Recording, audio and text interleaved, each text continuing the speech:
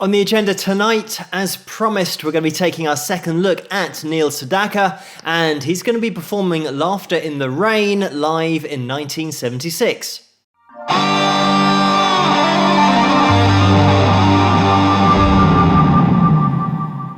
Hello, Phil here from Wings of Pegasus, and welcome to another analysis video. If you enjoyed this video, please give it a thumbs up and subscribe.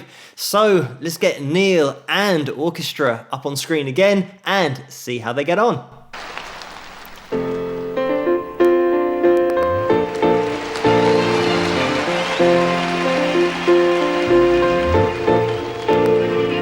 Strolling along country roads with my baby. It starts to rain, it begins to pour. Without an umbrella, we're soaked to the skin. I feel a shiver run up my spine. I feel the warmth of her hand in mine. Ooh, I hear laughter in the rain, walking hand in hand with the one I love. Ooh, how I love the rainy days and the happy way I feel inside.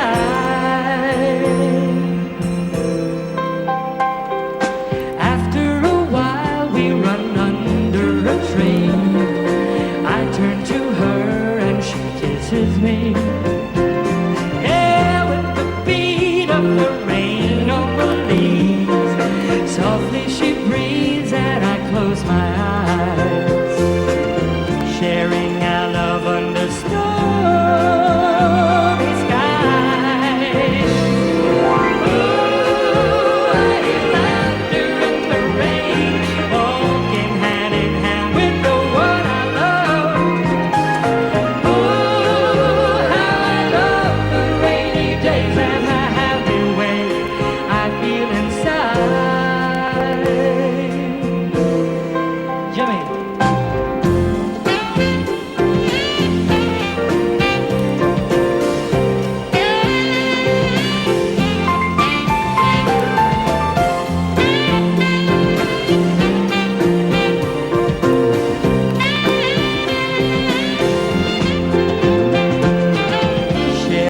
I'm just going to jump in here. As always, the link to this video is going to be in the description below, so you can check it out without me interrupting it. But another classic from Neil, and what I love about the composition here, but also about the way that Neil writes in general, is the way that you have these very particular segments of the song. For example, here, the verse, the pre-chorus, and then the chorus. That chord change just lifts the whole song, and it's something that actually instrumentally we're going down a tone from C down to the B flat, but we'll get into all of that in a second when we get the guitar out. But the pitch of the melody line is what is lifted, even though the chord is fundamentally going down. This rendition is so authentic. When you compare it with that original record, everything's there that you want to hear. We've got the strings in there. Neil's vocal is just spot on the whole way through, and you could be forgiven for thinking that this is all just lip synced and mimed because it is so good, but it absolutely isn't. A quick shout out as well to Jimmy Horn, who's just played that alto sax solo, nailed that as well. So everything is spot on here across the board from the band, and Neil with his vocal. I mentioned in that previous video that I did and demonstrated that sound of having the airy quality in his tone, but also being able to just drift up to the G's and the G sharp fours that he seems to just float up to without straining. Just a quick word on this song, because it was a massive #1 for Neil and another song that he co-wrote with Phil Cody. But interestingly, the first time that Neil heard it on the radio as being sung by somebody else, it was Leah Roberts, who had a version that had just been released, and Neil had already recorded his version, and this was when he was on Rocket Records, so Elton John's label. And he rang up Elton and said, "I've just heard the song that we've been recording already recorded and it's on the radio. So he made sure that they released his version of the song within 5 days. And fortunately, that is the version that got all of the exposure and did get to #1. So getting into this song, the progression, it's interesting because it isn't really progressive. We haven't got millions of chords going on here. It's just all about the melody, all about Neil's voice, and again, taking you on a journey with that melody. So we're just going to cover the chords very quickly, and there aren't a great deal of chords here, but if you are listening with a sub, you'll be able to appreciate the bass in this performance as well, because it is all over the place. And if you're working out the chords from the bass, it is going to be more difficult, but I'll give you the fundamental chords that are being played and also voicings of the chord that are similar to what Neil's doing on the piano. Of course, there isn't a great deal of guitar in this, but we'll figure it out and see how we get on. So we're starting with the F in the intro, and then we go over to a B flat sus2 sound, like that. But what I would tend to do is throw in the A on the 2nd fret of your G string to complement the melody that Neil is playing on the piano over the top, because then it'll give us this sound. So in the intro, we've got 1, 2, 3, 4, 1, 2, 3, 4, 1, 2, 3, 4, 1, 2, 3, 4. And we go back to the F because now the vocal comes in, and the F then goes over to the B sus2 sound again, but you probably want to keep that F in there because the bass stays on the F. So we've got this F into the B flat sus2, but keeping that low E in there. So we get that sound into the C, back down to the F. And those are your verse chords. Just repeat again. C, down to F. Jumping into the pre-chorus, again, just 3 chords. We've got D minor, into a G 7th, into a C. And once we've played that, we're now into the chorus, and we have this jump down to our B flat minor, like that. And these are going to be quite quick changes, but I'll keep them slow just to show you guys what they are. So that B flat minor, we're jumping up to an E flat, into an A flat, into an F minor. So sticking those together, we've got this.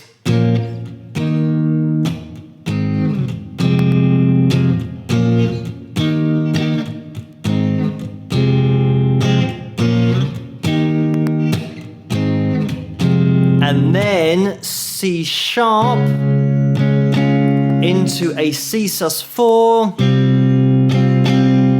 C.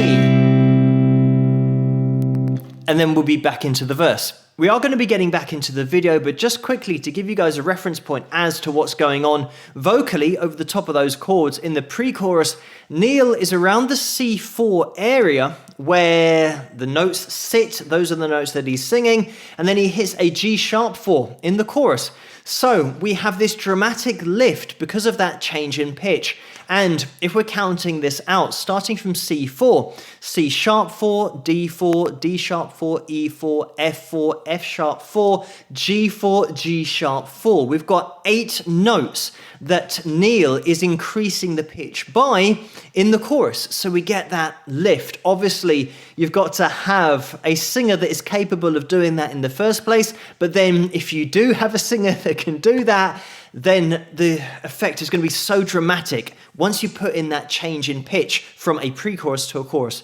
And it's something that Neil could do so well, can do so well, and the reason why he writes it into his songs, because it is so effective and so dramatic when the vocalist can pull it off in a live setting here as well. But let's get back into it. Staring out of under starry skies.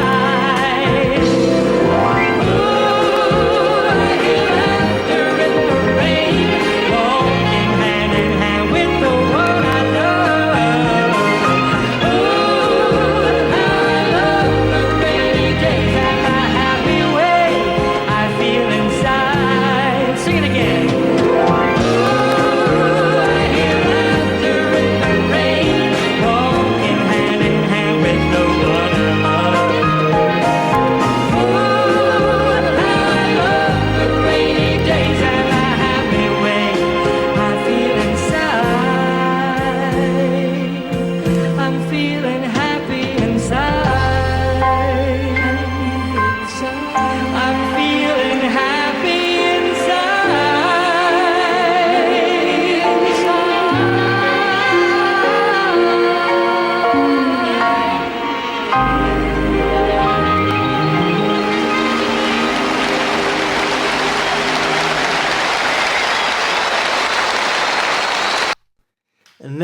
have it.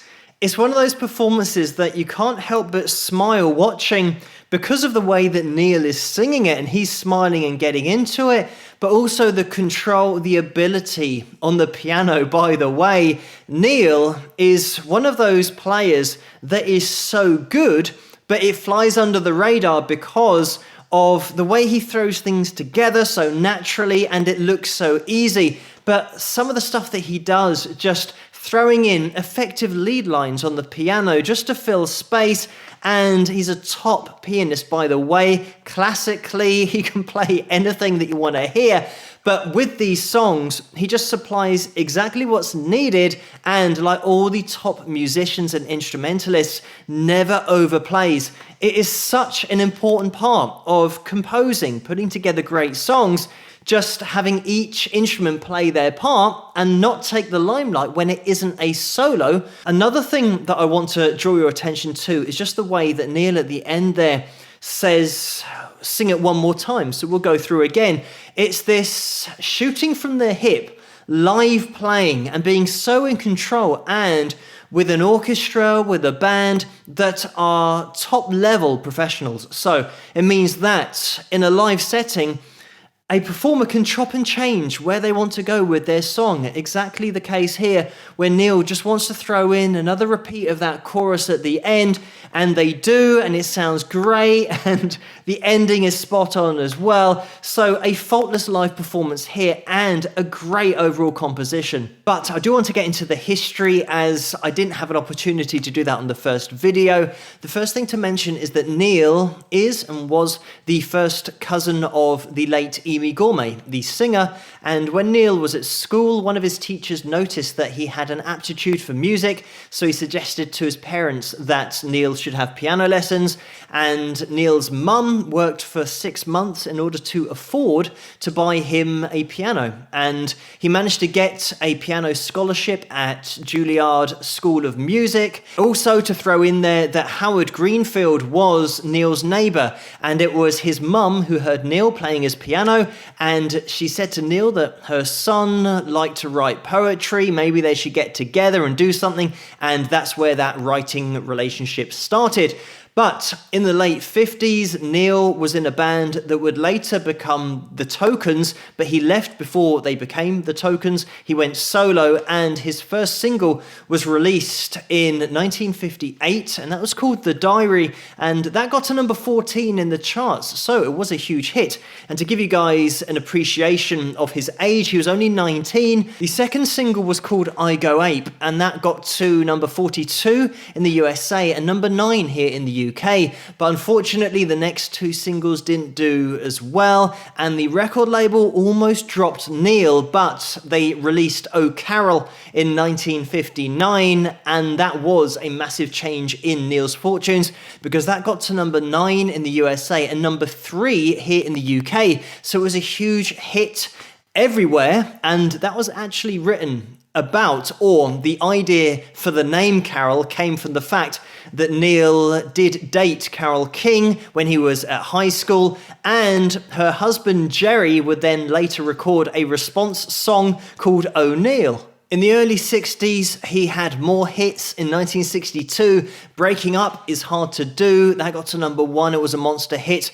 Also, he wrote Stupid Cupid for Connie Francis, and that was a massive hit for her. Got to number 14 in the USA, got to number 1 in the UK, and he also wrote Where the Boys Are, which turned into Connie Francis's signature song from the movie and the song from the movie. He also wrote for Jimmy Clanton, and he recorded his own songs in Italian as well, so he was a massive hit over in Italy. So Neil was massively popular in the early 60s, but then unfortunately we're getting towards 1964, the British invasion, and that spelt doom for many artists at the time. They had to take a back seat during that period, and Neil was no exception to that. He did record It Hurts to Be in Love, but unfortunately, he recorded that at a different studio. It wasn't at the record label studio where he should have recorded it. So the record label refused to release it.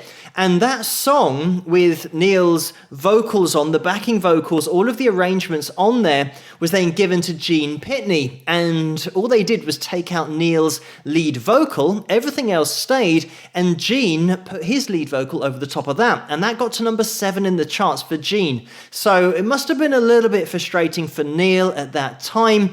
And Gene Pitney is on the channel here somewhere if you want to check him out independently.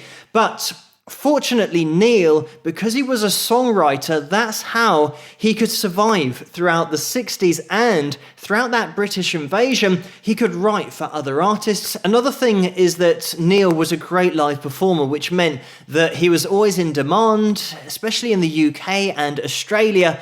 Fast forwarding to 1971, this is where he released his album called Emergence. Unfortunately, that didn't do particularly well. It wasn't promoted by RCA, so that's the record label. He moved to the UK after that and recorded Solitaire. And this was at the future 10cc's studio, which was called Strawberry Studios, and that song was massively popular. As you would have noticed, it was the last video that we looked at, the last performance. It was covered by the Carpenters. Also, Andy Williams did a version. So that song on its own really took off, and in 1973 is when Neil released The Tra-La Days Are Over, and this started a whole new wave of success. So in that same year, 1973, is when Elton John, who was a fan of Neil's, realized that Neil didn't have a US label. So Elton signed him to Rocket Records,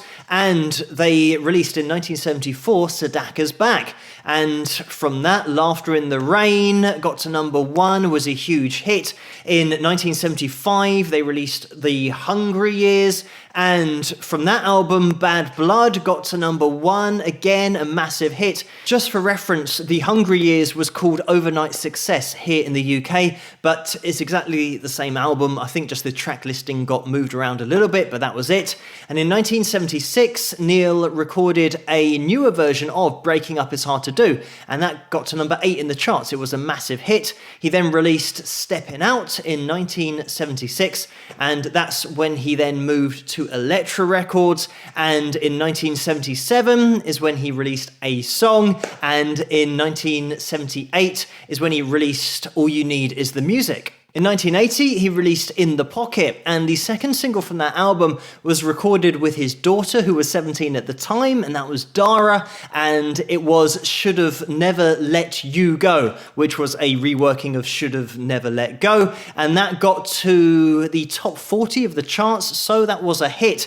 And at this point as well, unfortunately, RCA Records, who Neil had a deal with previously, quite a long time previously, were starting to re-release his earlier material, and Neil disputed this. But as is the case with the music industry all the time, it turned out that Neil then started re-recording all of his old songs that RCA were re-releasing, and he would record them again as closely as he could get them to sound like that original, so that he could then sell that version of the song himself and actually make money from his own music that he wrote. It's just a crazy situation, but RCA Records continued to re-release all of Neil's stuff. In 1981, he released Neil Sedaka Now and did 2 albums with Curb Records. He also set up his own record label. In 1983, he was inducted into the Songwriters Hall of Fame, as well as receiving a star on the Hollywood Walk of Fame. Neil was also involved in the American Idol TV show, and this was when Clay Aiken did a cover of Solitaire on the show, and that was released as a single, and it went to number 1. It was a monster hit. It was the biggest selling single of 2004. And while mentioning songs that have been covered by other people and are just massive hits, here in the UK, we have a comedian called Peter Kay, and he had a TV show back in 2002 where he lip-synced to Is This the Way to Amarillo? And a few years after that, it really caught on. It was something that he did for charity with lots of celebrities, and it was a massive hit, made a lot of money for charity. And Tony Christie's version was re-released, and it got to #1 here in the UK, and it turned into the biggest selling single in Britain of 2005. And as you guys have mentioned in the comment section of that previous video, Neil is still entertaining, keeping people's spirits up during the COVID crisis and the whole quarantine thing that's been going on. So not only a prolific songwriter, a quality songwriter, a great singer, instrumentalist, but a fantastic entertainer as well. Thank you guys so much for suggesting this video for me to take a look at, and keep those suggestions coming in the comments below. Let me know what you guys think, and if you enjoyed this video, please give it a thumbs up and subscribe, and I'll see you guys at the next one. Rock!